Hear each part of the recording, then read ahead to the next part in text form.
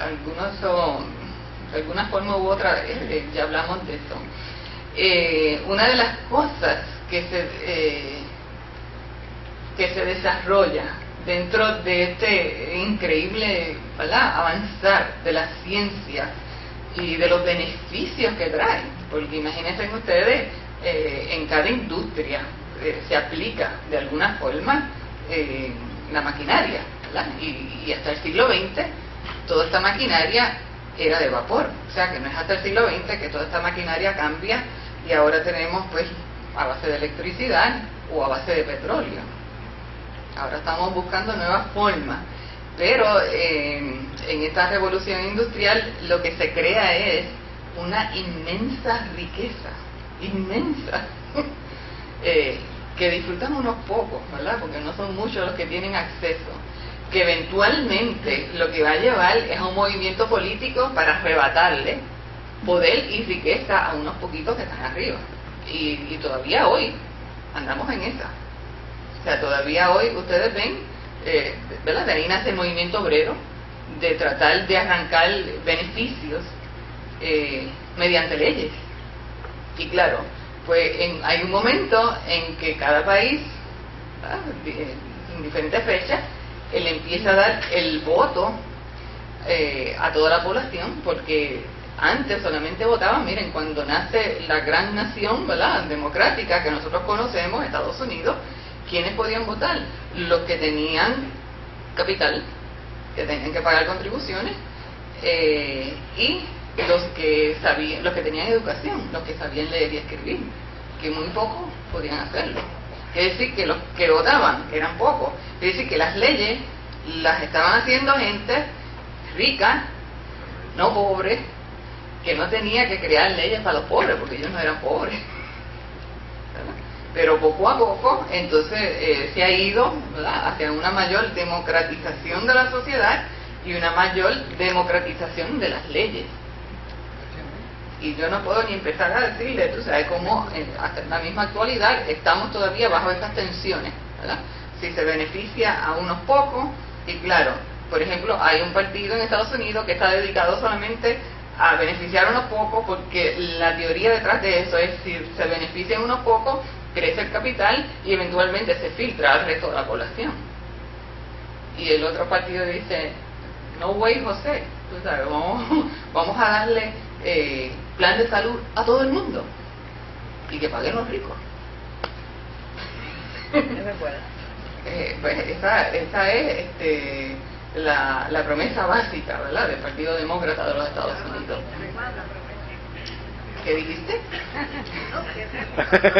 Este es Obama. Sí. Y Hillary y él pues diferían en unos asuntos secundarios, pero esa es pero no podemos meternos ahí. Y claro, yo hablo de eso porque no nos toca a nosotros y no se levantan pasiones aquí. Pero voy a hablar de aquí. Entonces, este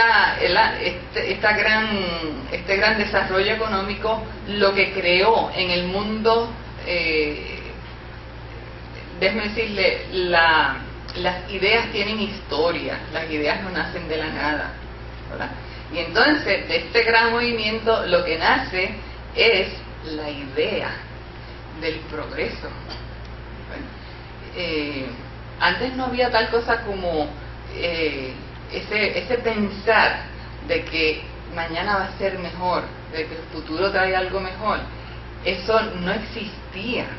De hecho, lo que existía antes de que este gran movimiento científico y de la razón ¿verdad?, erupcionara, era que vamos a depender de las antiguas fuentes.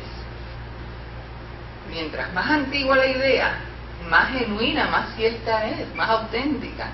Pero con toda esta revolución que está ocurriendo, entonces se está descartando lo antiguo, y hasta en el mundo de las ideas. Y cuando hablamos del mundo de las ideas, también hablamos del cristianismo, ¿verdad? Y todo esto es para llegar al cristianismo. O sea que hay esta idea de que el cristianismo está caduco, que no ha hecho nada por la humanidad, o que hizo tan poco. Y, perdón, lo que ha hecho es atemorizar la humanidad. Y entonces, y sujetarlo a unos poderes terrenales increíblemente arbitrarios, que era la historia que se había tenido de la cristiandad desde muchos siglos atrás. Así que, ¿qué es la teología protestante del siglo XIX? Pues es la forma de la Iglesia ver al mundo y tratar de que la Iglesia sea aún pertinente al mundo en que está viviendo, que es las mismas preocupaciones que tenemos hoy día. O sea, la Iglesia tiene que entender la realidad donde vive y ser luz en esa realidad. Ahora, ¿cómo alumbrar esa realidad? ¿Cómo ser luz entre las tinieblas? Pues hay pensadores del siglo XIX que, tú sabes, que como decir, pasan dolores de parto para parir ideas que sean útiles y que el cristianismo no muera. Es una gran responsabilidad que tienen sobre sus hombros y que hoy nosotros a menudo no entendemos. Cuando nosotros oímos de estos pensadores y teólogos alemanes, especialmente los alemanes, ¿verdad?, que fueron los que se distinguieron, yo no entendía por qué esto era así, y casualmente tuve que leer la biografía de una teóloga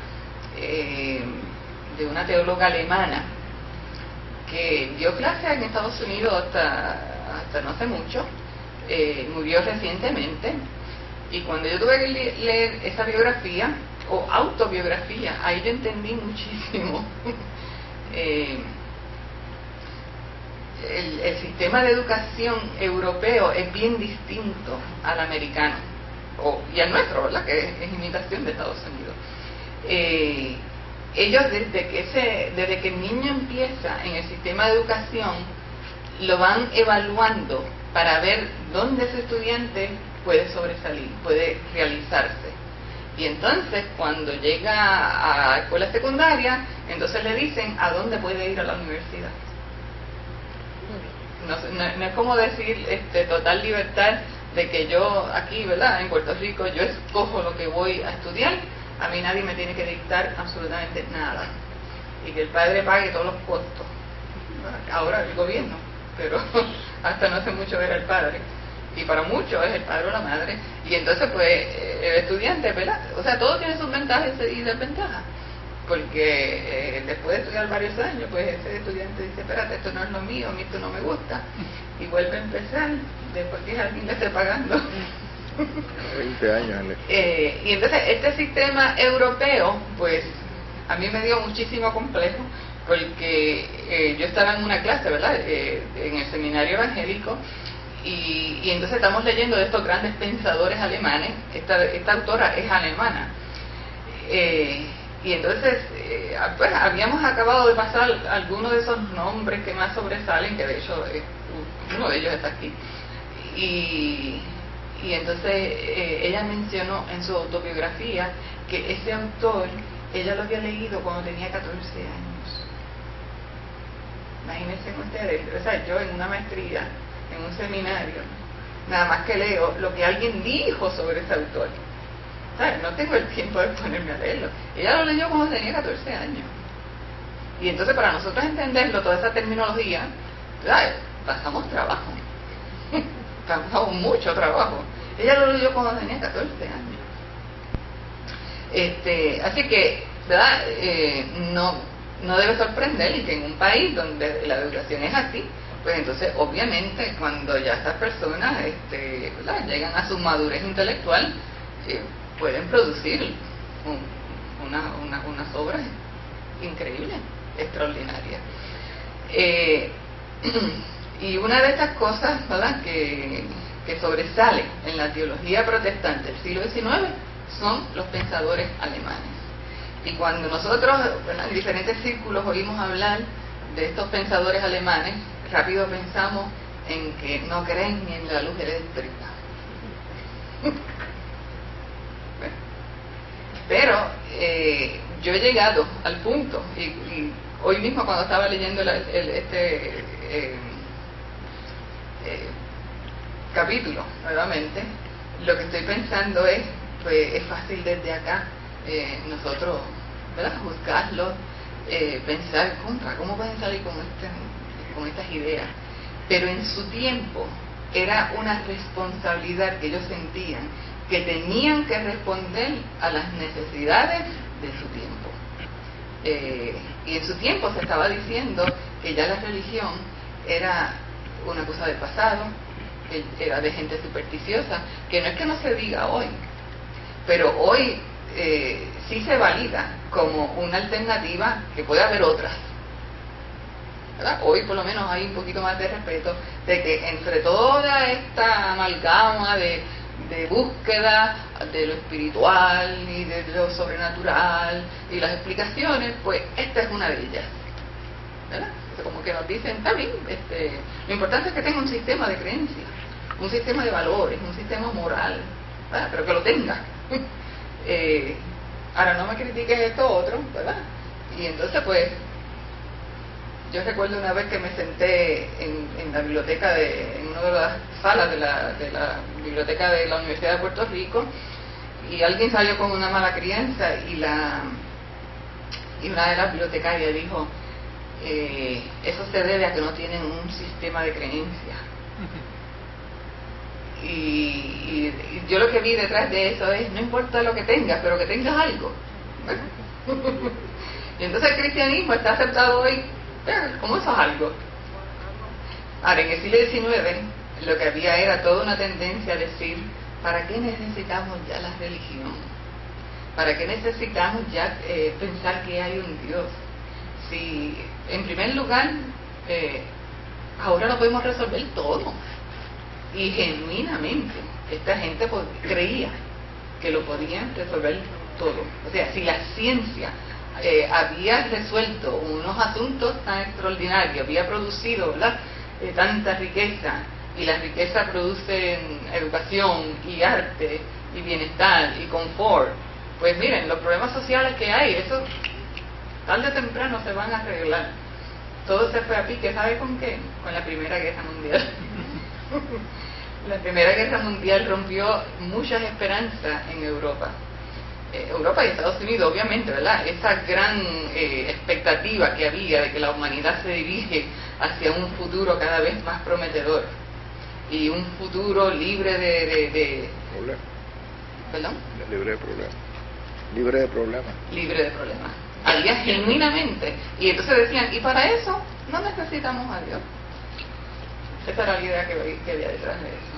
Así que cuando estamos hablando, ¿verdad?, de que estos teólogos se detienen, piensan y dicen cómo vamos a presentar a Dios a esta sociedad, cómo vamos a presentar, y claro, ellos están pensando en la gente educada, ¿verdad? La gente del pueblo todavía es supersticiosa y esa no hay que decirle nada porque eso no saben, pero a la gente que piensa, que se educa, ¿sabes? ¿Cómo vamos a explicarle de que todavía el cristianismo es válido? Y entonces empiezan a adoptar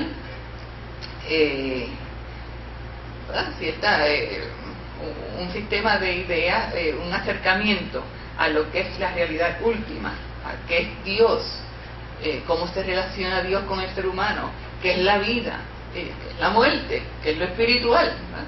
Y entonces, ¿cómo surge? Y a eso es más o menos lo que le voy a dedicar lo que queda de tiempo. En primer lugar, desde el siglo anterior había habido un pensador, de hecho este se llamaba Kant, ¿verdad? Immanuel Kant, que es un alemán, y desde el siglo anterior este pensador había dicho, no puede haber, la razón no puede ser un método de encontrar a Dios. Muchos anteriormente, cuando se enfrentaron con esta cosa de exaltación de la razón, ¿verdad?, incluso Tomás Aquino, del siglo XIII, había tratado de explicar la existencia de Dios a través de la razón. Y ya estamos en el siglo XVIII, pues imagínense, son 5 siglos donde se fue acrecentando esta dependencia de la fe y donde llegó a exaltarse la fe, que hasta en la misma Revolución Francesa, ¿se acuerdan que hablamos algo de lo que había sido la Revolución Francesa? Miren,